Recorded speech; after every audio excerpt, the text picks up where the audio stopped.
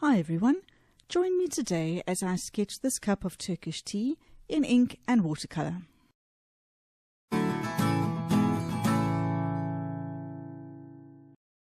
Today I've got a pencil and eraser, a Sailor Fude fountain pen with a bent nib, brushes in size 8 and 12, a palette of paints, palette for mixing, spray bottle of water, clean water and tissue paper.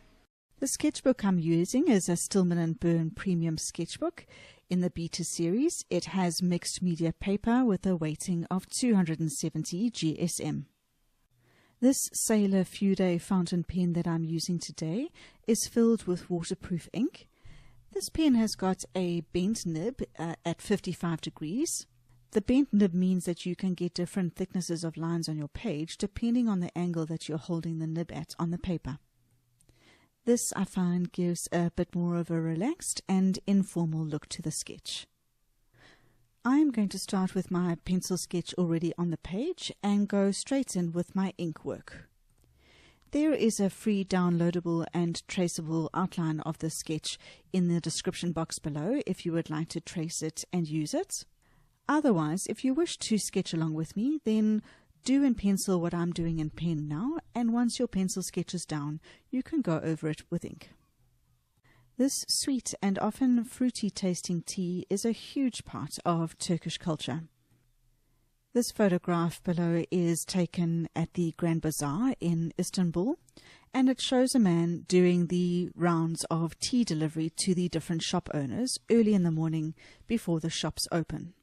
We noticed that he would go around and give some tea to each of the shop owners and then later on go around and collect all of the empty cups.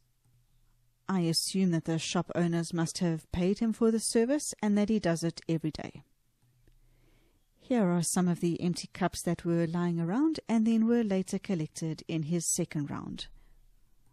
Inside the Grand Bazaar, this gorgeous young man had one of many of the tea and snack shops inside the Grand Bazaar. He invited us in to do some tea and snack tasting, and obviously we accepted his invite. Here I am with some of the things that he offered, a variety of different teas to taste, as well as different nuts, dates and snacks. His selling technique is obviously very effective because I think we came away with a whole bunch of different teas, snacks and Turkish delights to take home with us. This photograph shows one of the shop vendors just enjoying his cup of tea in the peace and quiet of the early morning before the hustle and bustle of the day begins. This photograph was taken in one of the very rural towns of Turkey. It shows a very common sight, and that is all of the men in the village gathered around tables at the local tea shop, chatting away and often playing a game of what looked a bit like Rummy Cub, but from what we could see by looking over people's shoulders, the rules were not exactly the same as the Rummy Cub that we know. We met one of the locals in one of these towns and we asked him what the story was and why at these tea shops there were only ever men sitting around the tables and where were the women. He said that by and large the men and the women socialize separately and that the men socialize at the tea shops and that the women will be doing a very similar thing but back at their homes with their friends and neighbors. You can imagine the shock and surprise of the locals in deep rural Turkey when our group pulled up at one of these tea shops and took up one of the tables, ordered some tea, and then proceeded to play our own version of Rummy Cub for the afternoon. I'm going to start by putting down a very watery mix of quinacridone sienna. I'm essentially going to work wet and wet and use this as the base color that I'm going to drop into. I am fortunate enough to have quite a few deep burnt oranges and orange browns in my palette, which I'm going to use this as a perfect opportunity to use them. If, however, you don't have the exact same colors that I do, you can play around with the reds, oranges and browns in your palette and see if you can match these colors as closely as you can. I'm going to continue increasing the depth and variation of the color in the tea now, And to do that, I'm going to add some Venetian red into my mix and then drop that in throughout the mixture. And then I'll go back to the quinacridone sienna and add some of that to the mix and drop it in, particularly at the bottom of the cup where that color is more orange. The top is darker, so I will add some Venetian red in there. As long as my layer remains wet, I can continue to drop in these colors to keep varying and strengthening the colors that I've got down. I'll be careful to try and leave the top of the tea light color because that is catching the light and I want to show the difference and contrast. Reveal some of the highlights on the surface of the tea now. So I clean off my brush, dry it off slightly, and then whilst the paint layer is still wet, use this brush to lift off the highlights on the surface. As you can see, the paint layer is still very wet, so I will keep repeating this process until I have lifted enough paint and I'm happy with the highlights. See, the sketch has dried a whole lot lighter than the colors that I laid down. I want to work on the next layer of colors now to try and deepen and intensify the colors of the tea. In order to do that, the first layer must be completely dry if I'm wanting to put layers on top of it. If it wasn't already dry, then the colors that I'd put down would simply just all mix together to become one. I started by wetting the area that I want to work in now with water. As I did that, you can see that the underlayer that I'd already finished didn't shift in color. Now I'm going to work with the darker and redder quinacridone burnt scarlet, particularly for the top of the tea, which is darker. Then I will add some new gambos to the bottom to try and get a bit of a yellow glow to it. And then to bridge the two colors, I'm going to then work with the beautiful quinacridone burnt orange, which is an ideal burnt orangey brown color for this particular sketch. My sketch is dry enough that I can work on the top of the tea without the colors from lower down bleeding up into it. So I start by putting down water first. Then I can see that there is a bluish reflection in the surface of the tea, and I'm going to put down some lavender to try and show that reflection. I want to intensify the tea color on the surface in some places. I still want to keep the surface lighter colored, but I think that we just need a little bit around the edges particularly. But I'm conscious of keeping this layer much lighter than the underneath. And then I feel like we're losing the lavender color a little bit, so I'm just going to drop in a little bit more of that. I will use the lavender color as a base color for the teaspoon. I'll make it up into a very wet solution and lay that down as the foundation color. Once that's down, I will use Payne's Grey with a little bit more of a bluish tinge in it to put in some of the darker areas on the spoon.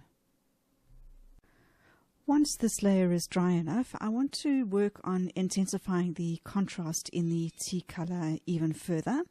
So I'm going to mix up some Pyroline Violet into the lavender that is already there. Working wet and wet into a water layer that I've already laid down, I'm going to drop this darker mix in, particularly at the top, so that we can get some contrast between the top and the surface of the tea. I will add a bit of this color, diluted in water, to the surface of the tea to bring in a little bit extra contrast there as well.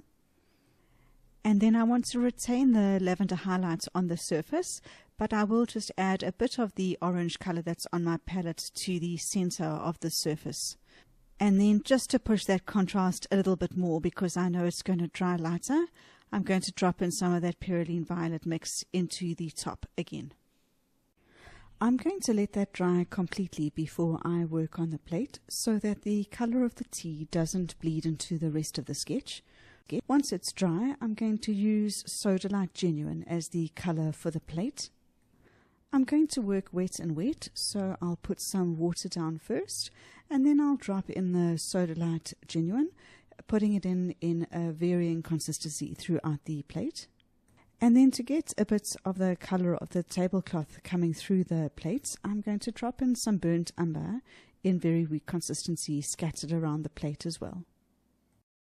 I'm really not looking at the reference photo in order to do this. I just know that I'm trying to get a varied tone in the plate so that it doesn't all look the same, using the two main colors that I can see in the photograph. I will make up a very weak consistency mix of the Sodalite Genuine and water it down on my brush, and just use that to put a bit of color in the top rim of the glass. And whilst I've got that color on my brush, I'll dot it on the plate here and there. I still want to push the contrast on the surface of the tea even more, so to do that I'm going to mix up a medium consistency of Venetian red and work that into the tea solution using wet and wet by putting some water down first. I'll make sure to just put the Venetian red in at the top and then blend it downwards using a clean wet brush. I don't want to cover up the yellow glow that I've got forming at the bottom of the tea, so I'll make sure that I blend the color down only so far, but that I don't cover the yellow. You can see how much lighter the tea has dried compared to the color that I put down whilst it was wet. I remember hearing a saying once that said, "If it looks right when it's wet, it's wrong." And that is very true, because you can see how much lighter the tea has dried, and that is the reason why I always try and push the contrasts as much as I can whilst the mixture is still wet on the page. For now, I'm just trying to get a bit more contrast in the plate, and to do that I'm just adding in a bit more Sodalite Genuine in a medium consistency in certain areas of the plate. This is just to give the plate a bit of texture and to make sure that it doesn't all look the same. Now I want to work on getting a little bit of shadow and texture on the spoon. I'm going to add a bit of Payne's Grey to the color that's already on my palette. Payne's Grey has also got the bluish color that Sodalite Genuine has got, but it's a little bit more of a darker shade, which is going to be good for shadow color and also to use something that's slightly different to what I've already got down on the plate. There is a shadow on the left-hand ridge of the spoon that I'm going to put down in quite a medium consistency. Once I've got that down, then I'll just add a little bit of shadow on the different sections of the spoon to try and give it a little bit of texture and a bit of a three-dimensional shape. I'm going to work on the background area now, and to do that I'm going to work wet and wet. I'll start by using a wet brush and cut around the edge of the sketch that I've done so far and lay down a water layer. Once I've done that, I'm literally just going to use any of the remaining colors that are on my palette, and I'm going to dot them into the wet area that I've laid down in a varying consistency, and also changing between the colors that are on my palette so that I can get a bit of a variation in the background color. I'll come in with a bit of shadow in the next layer, but at the moment I'm just adding these mixed colors for interest in the background. The whole sketch looks like it's floating a bit at the moment because it's not grounded with any sort of shadow. So I'm going to work on that now and mix up a Payne's Grey mix. I have laid down some water in my shadow area, and I will drop in some Payne's Grey on the bottom half of the plate. I will then work wet on dry on the right hand side to do a slightly sharper shadow for the cast shadow of the spoon on the table.